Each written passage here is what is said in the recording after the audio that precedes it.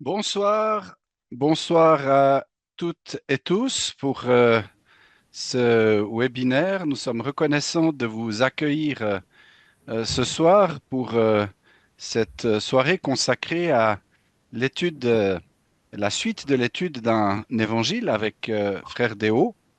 Bienvenue à nos frères et sœurs qui nous écoutent de République démocratique du Congo, depuis le Congo-Brazzaville, depuis aussi le Burkina Faso, le Cameroun, le Togo, le Tchad et d'autres endroits encore. Nous sommes reconnaissants de vous avoir ce soir avec nous pour ainsi partager la parole de Dieu et pouvoir être enseignés ensemble.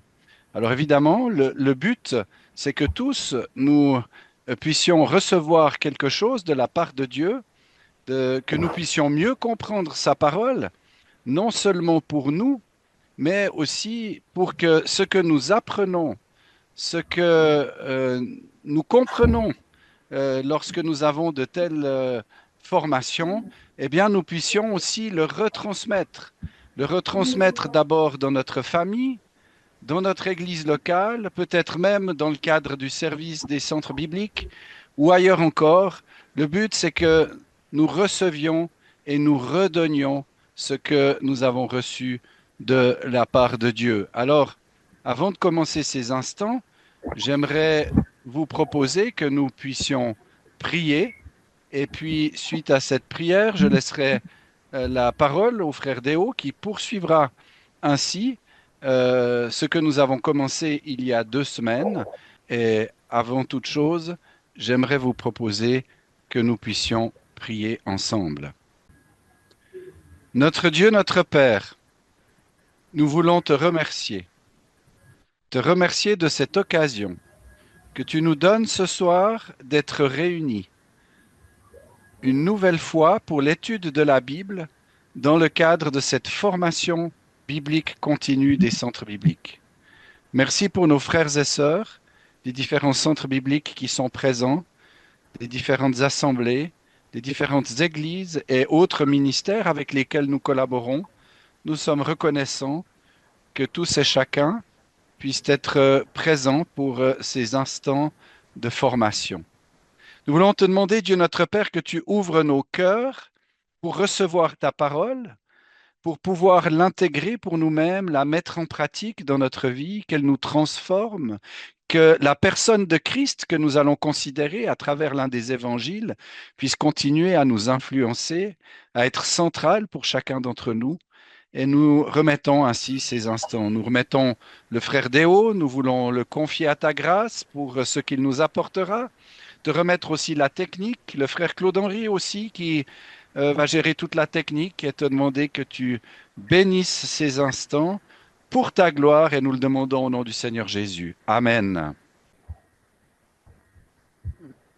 Oui, et nous sommes très reconnaissants au Seigneur pour cette occasion qu'il nous accorde une fois de plus afin que nous puissions étudier sa parole, nous puissions nous édifier sur l'évangile de Jean. Comme vous le savez, nous l'avons intitulé Le secret de la vie. Et dans cet évangile, nous avons commencé la fois dernière avec une idée principale. Et c'est cette idée principale que nous allons juste donner au début avant d'entrer dans les enseignements beaucoup plus profonds aujourd'hui. Alors, j'avais commencé par un mariage dont les photos s'étaient détériorées. Mais dans l'évangile selon Jean, nous avons des photos, nous avons des images de présentation de notre Seigneur Jésus. Et ces images du Seigneur Jésus ne sont pas détériorables. Chaque chapitre de l'évangile de Jean, c'est comme une page d'album qui s'ouvre devant nous. C'est comme une chambre dans laquelle nous entrons et nous voyons un beau portrait, un beau tableau qui présente le Seigneur Jésus sous un aspect particulier. Et dans les enseignements, nous remarquerons cela. Nous avons relevé que les 4 évangiles que nous avons dans la Bible, c'est poussé par le Saint-Esprit que les saints écrivains ont eu à écrire sous un aspect particulier. L'évangile de Matthieu présente Jésus-Christ comme le roi d'Israël. Et d'ailleurs commence par là, dans son premier verset, Matthieu 1:1. Généalogie de Jésus-Christ, fils de David, fils d'Abraham. En commençant avec fils de David, on souligne le caractère du roi. L'évangile de Marc nous montre le parfait serviteur. Lui ne parle pas de l'enfance du Seigneur Jésus, mais il le présente à l'âge d'homme fait.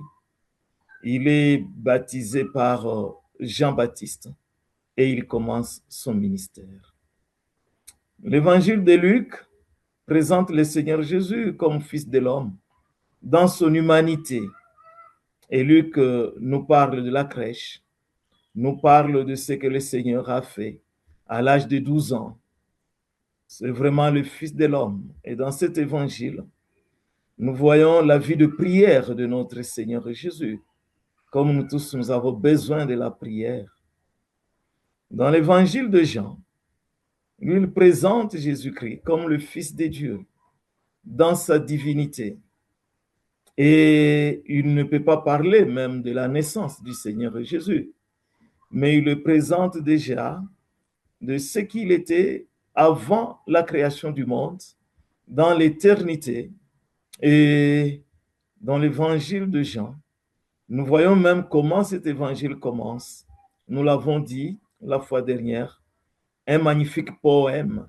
Dans son prologue, au commencement était la parole était avec Dieu, la parole était Dieu. Ça nous montre directement que le Seigneur Jésus-Christ est présenté comme Dieu. Nous avons relevé aussi comment Calvin a eu à appeler cet évangile la clé qui ouvre la porte à la compréhension de 3 autres évangiles. Mais l'évangile de Jean raconte ce que le Seigneur Jésus est dans son intimité. Oui, en poursuivant avec cet évangile, juste l'idée principale de cet évangile de Jean, il est le dernier à être rédigé. Il avait été rédigé alors que les 3 autres avaient été rédigés bien avant. Et c'était vers la fin du 1er siècle qu'il a été rédigé. Et il nous présente le Seigneur Jésus sous une portée plus élevée. Et il utilise un langage humain, mais pour parler de choses spirituelles, tout en utilisant même un langage qui est matériel et des images de la finitude pour expliquer l'infinitude. Et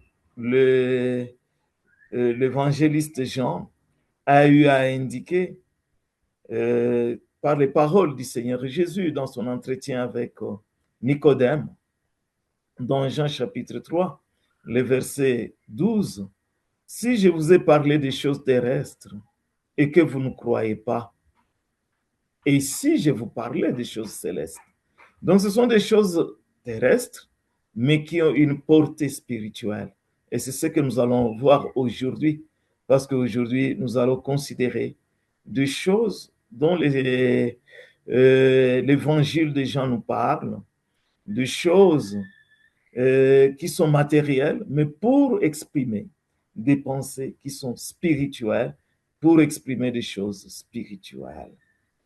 Et l'auteur choisi par le Saint-Esprit pour donner cet évangile, c'est celui qui avait une vie d'intimité avec le Seigneur Jésus. Et l'évangile de Jean, qui a 21 chapitres, nous pouvons le subdiviser en 2 grandes parties. Du chapitre 1er au chapitre 12e, c'est le ministère public du Seigneur Jésus. Du chapitre 13e au chapitre 21, c'est le ministère privé du Seigneur Jésus. Oui, nous avons comme plan prévu pour ce séminaire.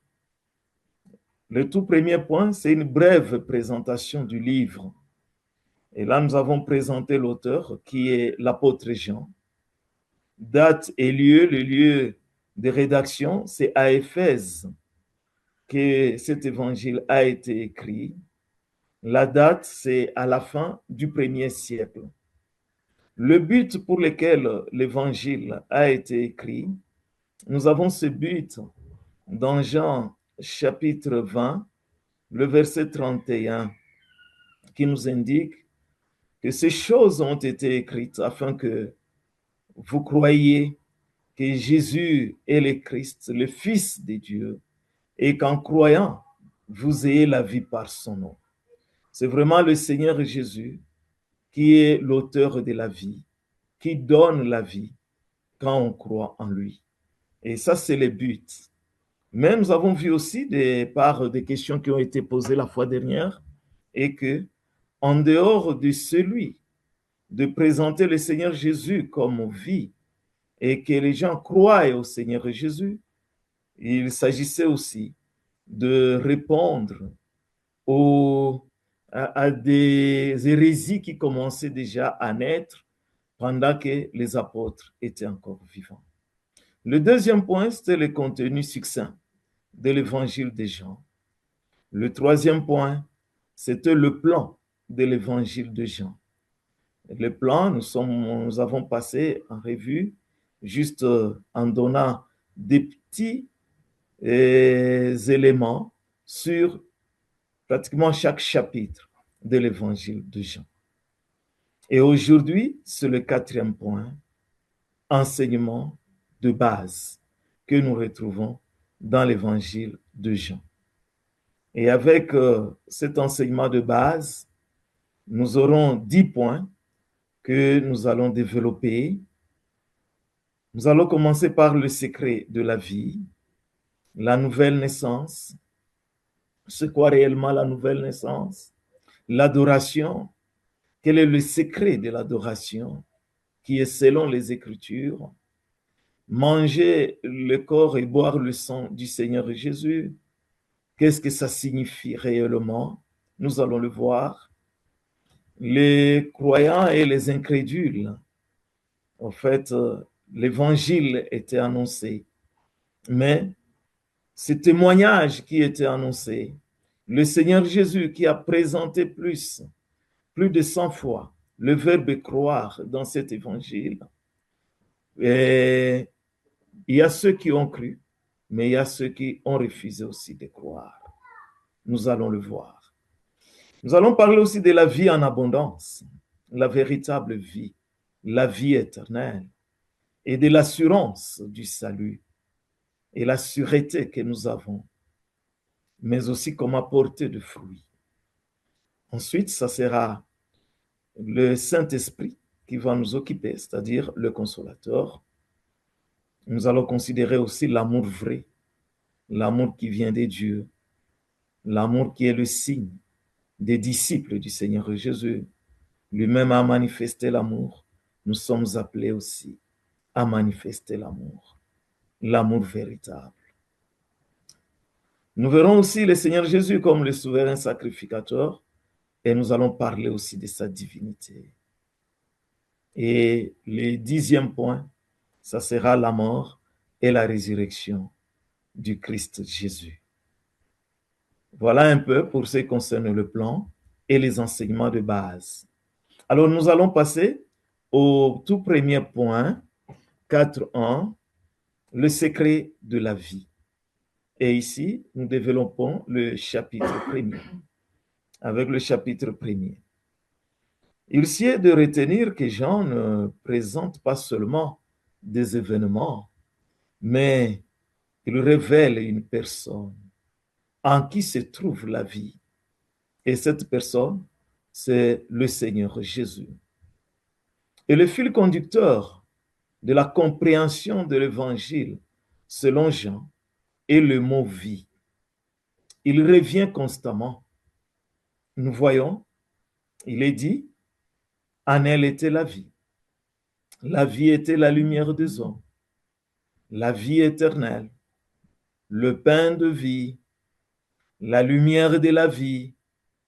Il est la résurrection et la vie, la parole de vie, eau vive. Le mot vie intervient constamment dans cet évangile. Nous pouvons comprendre alors que le secret de la vie dans Jean n'est pas une méthode ou une philosophie, mais Christ lui-même. C'est vraiment lui le secret de la vie. Et lui, comme le secret de la vie, nous allons voir comment il est la parole de vie, la parole qui donne la vie. C'est le Seigneur Jésus qui est la parole éternelle. Déjà dans Jean chapitre 1er, au verset 1er, nous voyons cette parole créatrice. Et pour faire comprendre la préexistence éternelle, la divinité et le rôle du Christ dans la création, l'apôtre Jean a choisi un terme qui était familier à son époque, les logos, c'est-à-dire la parole, les logos, qui correspond avec la révélation biblique au sujet même de la parole créatrice de Dieu dans Genèse chapitre 1, verset 3. Dans Genèse chapitre 1, verset 3, Dieu dit que la lumière soit et la lumière fut. Dieu a créé en utilisant la parole. Il a créé par la parole. Et nous voyons la puissance de la parole. Et cette parole, c'est le Seigneur Jésus. Dans l'Ancien Testament, il était difficile qu'on puisse savoir que cette parole, c'est le Seigneur Jésus, parce qu'il n'avait pas encore la pleine révélation de Dieu dans sa parole. Mais nous avons cette révélation complète de la parole de Dieu. Et quand nous comparons Jean chapitre 1, avec le verset 3e, et Genèse chapitre 1, le verset 3e, nous voyons que c'est le Seigneur Jésus qui a créé. Dans Jean chapitre 1, le verset 14, nous voyons que cette parole s'est incarnée. Incarnée en qui? Incarnée dans le Seigneur Jésus, dans le Christ. Et la parole a été faite chair. Et elle a habité parmi nous.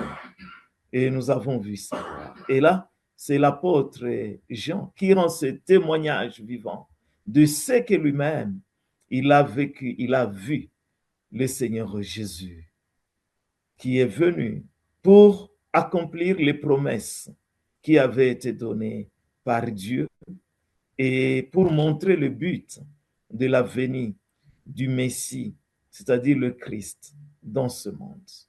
La parole de Dieu, c'est Logos préexistant, il est divin. Il a des attributs divins, non communicables aux hommes. Et nous allons le voir quand nous allons parler de la divinité de notre Seigneur Jésus. Mais la parole est aussi auprès de Dieu. Le verset 2e de Jean chapitre 1. Il s'agit de deux personnes distinctes, ce qui nous conduit déjà à comprendre comment Dieu se révèle. Dieu, il se révèle en trois personnes distinctes. Le Père, le Fils qui est le Seigneur Jésus et le Saint-Esprit. Dans Jean chapitre 14, verset 16, la parole de Dieu nous dit, c'est le Seigneur Jésus qui parle. Il dit, « Et moi je prierai le Père, et il vous donnera un autre consolateur. » Le Seigneur Jésus n'a pas dit, « Je me prierai moi-même », mais il a dit, « Je prierai le Père, et le Père vous donnera un autre consolateur, qui est le Saint-Esprit. » Et remarquons que c'est un autre consolateur. Et un autre consolateur de hétéros montre que le Seigneur Jésus était consolateur, mais il y a un autre consolateur qui viendra d'une autre manière. Le Seigneur Jésus, lui, il a revêtu la chair, mais le Saint-Esprit n'a pas et ne revêtira pas la chair. mais un autre. Nous voyons les trois personnes en un seul Dieu. Dieu, il se révèle ainsi, comme Père, Fils et Saint-Esprit. Le Père est différent du Fils. Le Fils est différent du Saint-Esprit. Le Père est différent aussi du Saint-Esprit. Mais tous trois, un seul Dieu.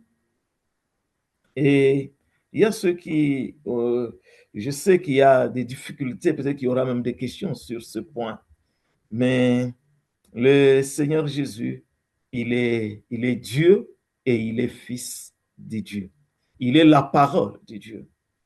Si vous utilisez votre parole pour communiquer quelque chose aux enfants en leur disant déplacer des chaises pour le donner à X ou à Y, c'est au téléphone que vous avez fait cela. Et puis, les enfants, ils enlèvent les chaises, ils les amènent, ils les donnent à l'autre personne. Si on leur posait la question, pourquoi avez-vous donné les chaises à X ou à Y? Ils vont dire, papa a dit que nous puissions lui donner. Mais ils n'ont pas vu papa, mais c'est sa parole. Au fait, Dieu, il se manifeste par sa parole. Et Dieu, lui, comme tout est possible pour lui, il a voulu que sa parole revête la chair. Et le Seigneur Jésus a revêtu la chair. Nous voyons dans la suite, le Seigneur Jésus, il est l'auteur de la vie. Premièrement, la vie charnelle, la vie matérielle. Dans Jean chapitre 1er, le verset 3e, toutes choses ont été faites par elle, par la parole. Or, dans Hébreux chapitre 1, le verset 3e, il s'agit du Fils, et par qui toutes choses ont été faites, ont été créées. Dans Colossiens chapitre 1, le verset 16, tout a été créé par lui et pour lui. Toujours le Seigneur Jésus. Il est l'auteur de la vie. Mais de quelle vie il s'agit ici? De la vie matérielle. Et c'est une vie que même les animaux possèdent, même les plantes possèdent cette vie. Mais au verset 4, nous voyons qu'il est l'auteur d'une autre vie, de la vie spirituelle, qui ne concerne que les hommes. En elle était la vie, et la vie était la lumière des hommes, qui ne concerne que les hommes. Ça, c'est la vie spirituelle. Cette vie spirituelle, le Seigneur Jésus est venu pour la communiquer. Elle est la lumière, la grâce et la vérité, et même la gloire, dans Jean chapitre 1, verset 14. Oui, Dieu lui-même, dans Jean chapitre 1, verset 18. Et tous ceux qui croient en lui obtiennent cette vie, deviennent enfants de Dieu, dans Jean chapitre 1, le verset 12 et 13. À tous ceux qui l'ont reçu, à ceux qui croient en son nom, il leur a donné le droit de devenir enfants de Dieu. Et ils sont nés de qui? De Dieu. C'est la nouvelle naissance. Mais il y a un but pour lequel nous naissons de nouveau. Et ce but pour lequel nous naissons de nouveau, ce but, c'est pour que nous puissions adorer Dieu. Mais il faut d'abord passer par la nouvelle naissance. Donc, nous passons au deuxième point, 4.2, la nouvelle naissance. Et là, c'est au chapitre 3e que nous avons cette nouvelle naissance.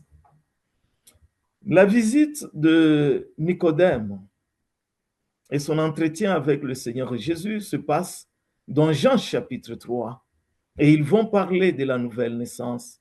Au verset 3e, le Seigneur Jésus, il va montrer à Nicodème que si quelqu'un ne naît de nouveau, il ne peut pas voir le royaume de Dieu. Donc, il faut naître de nouveau. Il faut cette nouvelle naissance pour entrer dans le royaume de Dieu, pour voir le royaume de Dieu.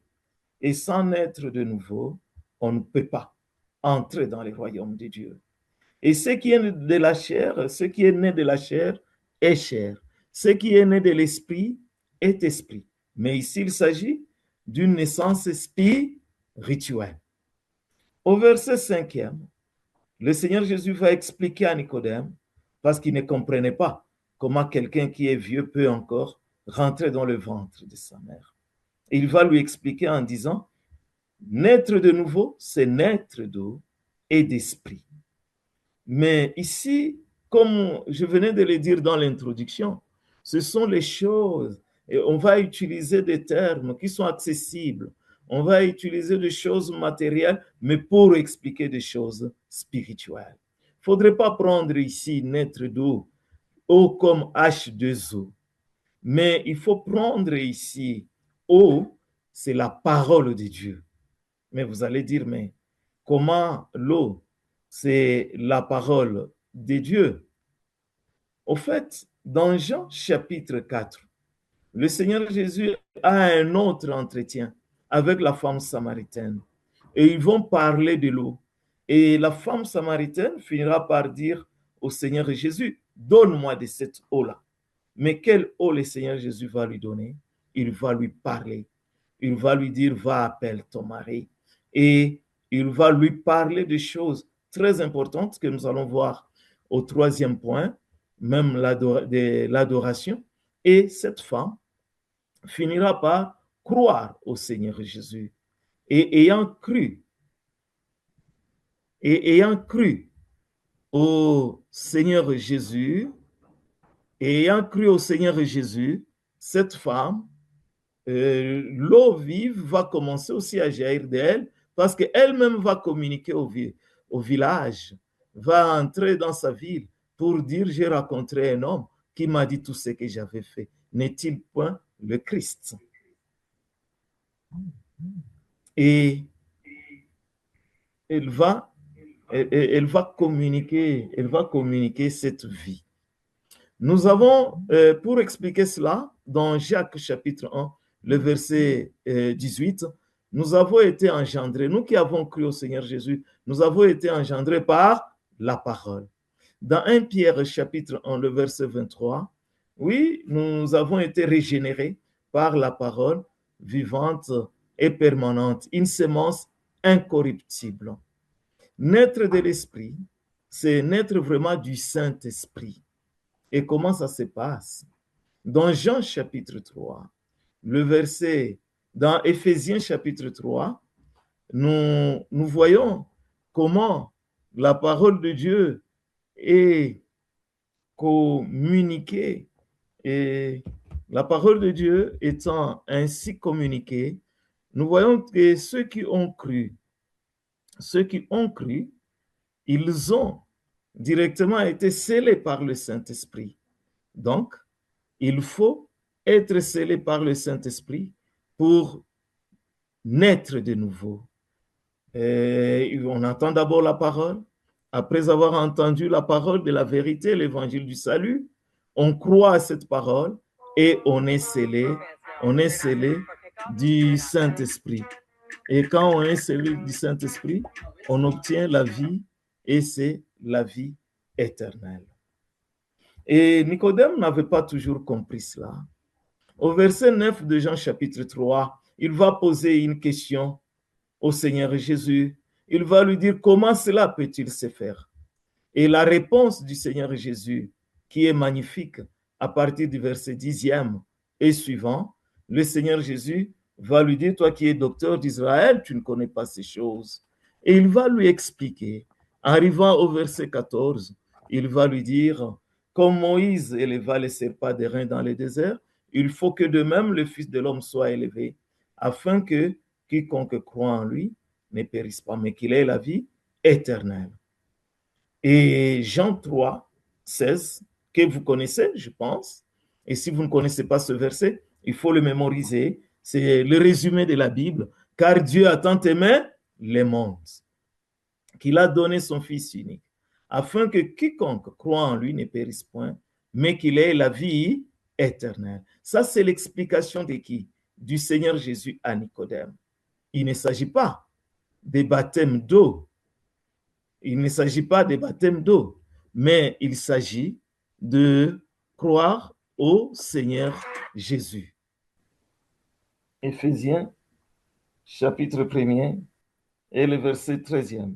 En qui vous aussi, vous avez espéré, ayant entendu la parole de la vérité, l'évangile de votre salut, auquel aussi ayant cru, vous avez été scellés du Saint-Esprit de la promesse. Au lieu d'Éphésiens 3,16, vous prendrez Éphésiens chapitre 1, le verset 13. Le Seigneur Jésus explique à Nicodème que naître d'eau et d'esprit, naître de nouveau, c'est croire au Fils, c'est croire au Seigneur Jésus. Alors je pose une question. Qui peut expliquer mieux que le Seigneur Jésus?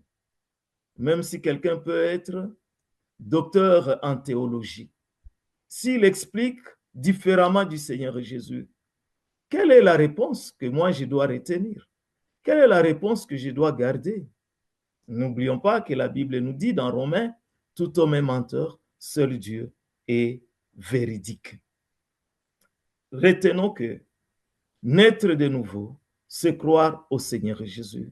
Ce n'est pas le baptême d'eau, ce n'est pas H2O, même si le baptême est important.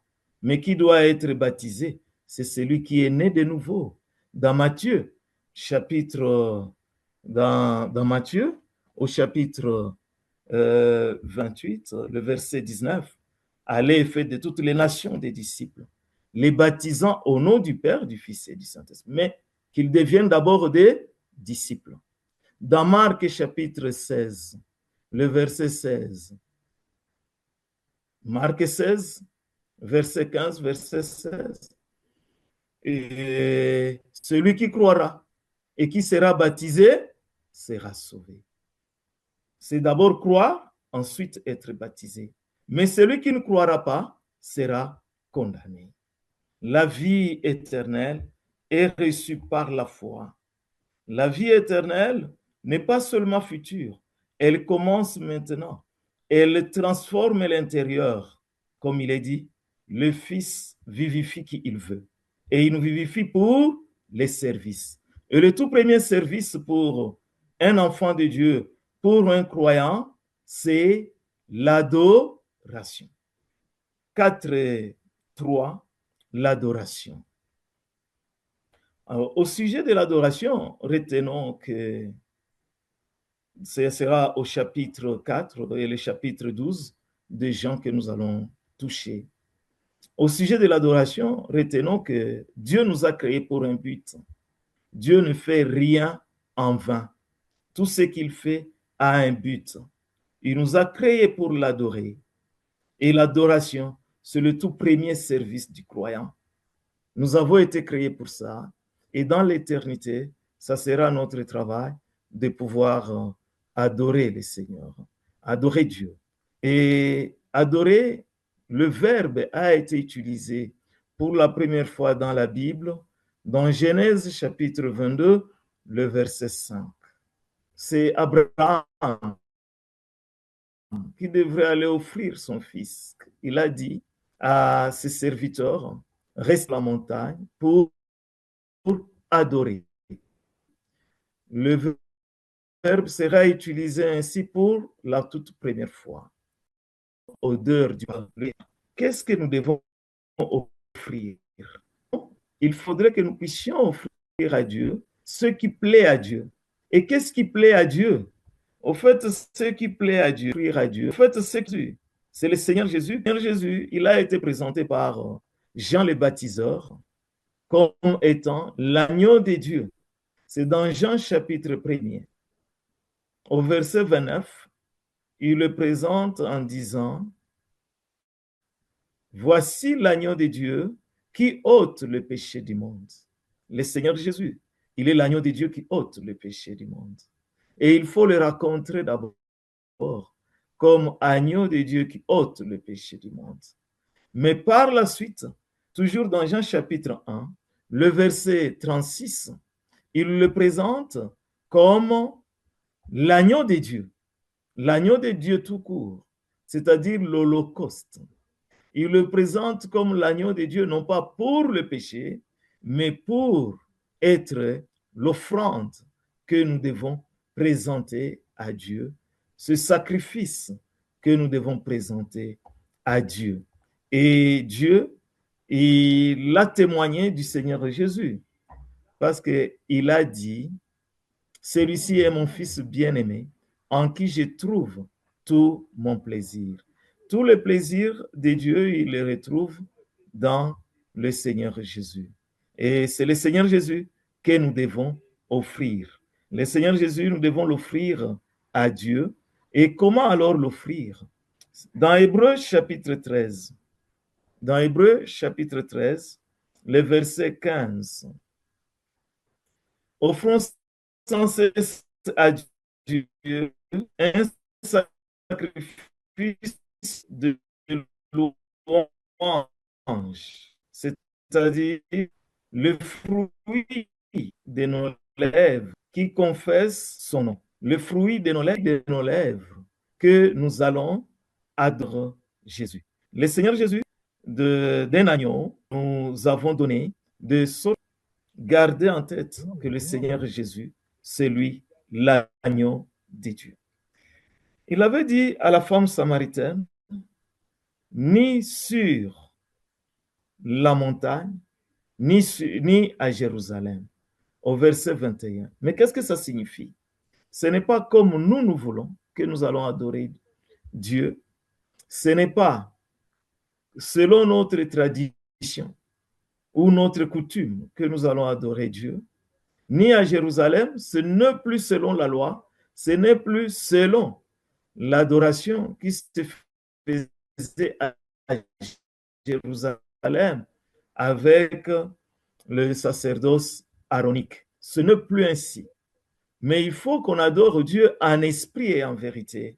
Au verset 23 de Jean chapitre 4 et le verset 24. Et Dieu, il donne la raison. Car Dieu est esprit. Et il faut que ceux qui l'adorent en esprit et en vérité. Et que faut-il offrir? Nous l'avons dit, c'est le Seigneur Jésus. Il a été présenté dans Jean chapitre 1er, le verset 29 et le verset 36, comme l'agneau de Dieu qui ôte le péché du monde. Nous avons cette image d'agneau pour nous aider à comprendre que le Seigneur Jésus, c'est lui le véritable agneau, l'agneau de Dieu. Et dans Hébreux, chapitre 10, le verset 5, le Seigneur Jésus, il indique, tu n'as voulu ni sacrifice ni holocauste, mais tu m'as formé un corps. Le Seigneur Jésus a été formé un corps pour venir s'offrir, mais aussi pour être l'holocauste que nous devons présenter à Dieu. Et n'oublions pas que nous sommes devenus un royaume des sacrificateurs, un saint sacerdoce. Et ça sera notre cantique éternel. Parler de la souffrance. Et il a racheté des hommes. Il nous a rachetés à grand prix. Et le secret de l'adoration, c'est le Seigneur Jésus. Celui que nous offrons à Dieu, comme nous l'avons déjà vu. Et cet évangile nous enrichit beaucoup pour que nous ayons des sujets dont nous pouvons parler en adorant Dieu, en adorant Dieu le Fils. Nous avons des sujets qui concernent du Seigneur Jésus, peuvent enrichir nos thèmes d'adoration. Il faut avant tout aussi, Jésus a eu à accomplir pour que nous puissions se doigt. Donc nous allons passer au quatrième point, manger la chair et boire le sang du Seigneur Jésus. Qu'est-ce que ça indique réellement? Nous devons tendance continuelle de Christ. Dans l'évangile selon Jean au chapitre 6, le Seigneur, il met à l'épreuve les disciples. Mais nous aussi, un homme qui avait été mis à l'épreuve. Donc, ça peut arriver. et lui, il les transforme pour sa gloire. Moïse avait son bâton. Nous savons qu'est-ce que ça a fait. Nous voyons aussi les vies a fait. Dorcas avait son crochet, sans compter les femmes et les enfants qui avaient faim et qui devraient manger. Mais les disciples, par André, va dire, il y a un enfant qui a 5 pains ici, d'orge et 2 poissons. Et le Seigneur va les multiplier. Ce que nous avons, nous pouvons l'apporter avec foi au Seigneur. Et le Seigneur va le multiplier. Mais quelqu'un va me dire, mais je ne vois pas le Seigneur. Oui, Dorcas ne voyait pas physiquement le Seigneur, mais il avait son crochet.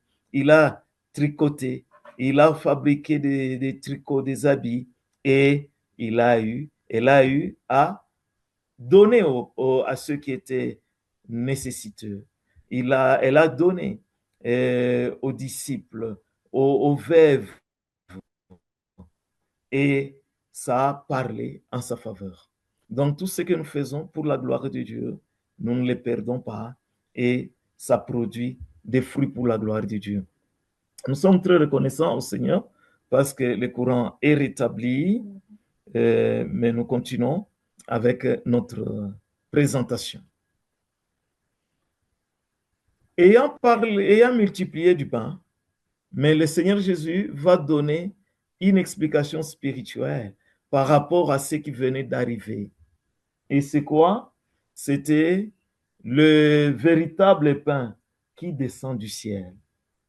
Le véritable pain qui descend du ciel. Le véritable pain qui descend du ciel. C'est le Seigneur Jésus qui est le pain de vie. C'est le Seigneur Jésus qui est le pain de vie. Et il va montrer au chapitre 6, le verset 35 et 40, les versets 35 et 40, jusqu'au verset 40, que le pain vivant qui est donné pour la vie du monde, au fait, c'est le Seigneur Jésus. Et il va dire, il faut manger sa chair et il faut boire son sang. Ça a scandalisé certains gens qui n'avaient pas vraiment la foi affermie dans le Seigneur Jésus, mais ça nous indique aussi des choses que nous devons connaître. C'est quoi réellement manger la chair et boire le sang du Christ? Il s'agit de s'approprier l'œuvre que le Seigneur Jésus a accomplie à la croix de Golgotha. Là où il est mort, là où sa chair et son sang ont été séparés. Or, la chair séparée du sang nous parle de la mort. Il est mort. En fait, ce n'est pas la Sainte Seine. Ce n'est pas la Sainte Seine, mais c'est s'approprier l'œuvre qui a été accomplie à la croix de Golgotha, là où la chair et le sang du Seigneur Jésus ont été séparés. Il y a la portée spirituelle des paroles du Seigneur Jésus. D'ailleurs, il va le montrer dans Jean chapitre 6, le verset 63, et que les paroles que je vous ai dites sont esprit et vie. Sont esprit et vie.